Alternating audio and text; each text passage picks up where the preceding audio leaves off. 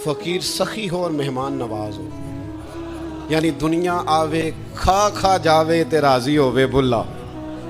किसी आस्थाने पे मैं गया हुआ था, ज़रूरी नहीं कि शायर ऊंचा हो और पढ़ने वाले की आवाज़ ही बड़ी आला हो तो फिर ही शेर लगता है। कभी कभी सादे बंदे वो शेरी वज़न पर शेर पूरे नहीं उतरते, लेकिन उनका माफी ज़मीर ठीक होता है। एक आस्थाने पे मैं किसी उसकी तकरीब में शामिल था, तो वहाँ वो अपने मुर्शद के लिए पढ़ रहे थे। तो चलो गल करिए अपने सोने दी मुँह होरां वाल तार के।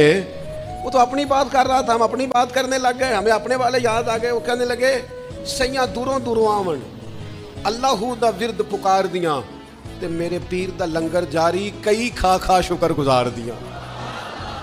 सैयां दूरों दूरों आवन ते अल्लाहू दा विरद पुकार दियां, मेरे पीर दा लंगर जारी, कई खा खा शुक्र।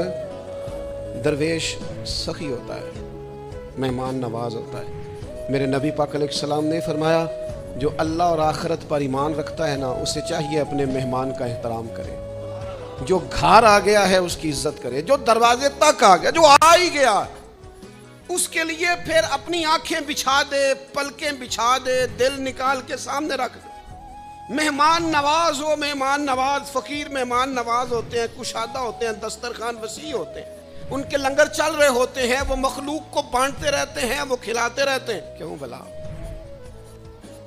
बगदाद के गौस पाक बोले, मेरे पीर फरमाने लगे, लोगों मैं तुम्हें बताऊं, अगर मेरा रब कायनात के खजाने मुझे दे तो मैं सारे उसकी मखलूक को रोटी खिलाने में खर्च कर दूं।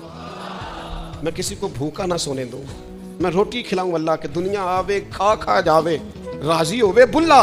शेर खुदा बैठ के रो रहे हैं। किसी ने पूछा, अली क्या हुआ? फरमाने लगे, कई दिन हो गए मेहमान कोई नहीं आया। रिसाला कुशैरिया में इमाम कुशैरी ने लिखा, कई दिन हो गए परौना कोई नहीं आया। तो हुजूर फिर फरमाया, कहीं रब अली से नाराज तो नहीं हो गया? तो मेहमान नहीं भेजा, अली के दस्तरखान पर तो लंगर। दुनिया अली के घर से लंगर खाती। हमारे बच्चे शेर खुदा के बच्चों का सदका पलते हैं।